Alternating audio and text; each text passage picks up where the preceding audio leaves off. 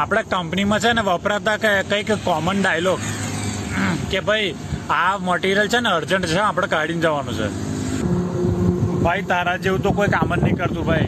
હું આ વખત છે ને ઇન્ક્રીમેન્ટમાં તારી વાત કરીશ ઉપર, પછી જ્યારે ઇન્ક્રીમેન્ટનો ટાઈમ આવે ને તારે. અત્યારે છે ને કંપની પાસે કામ ઓછું છે એટલે જરા સમજજો યાર.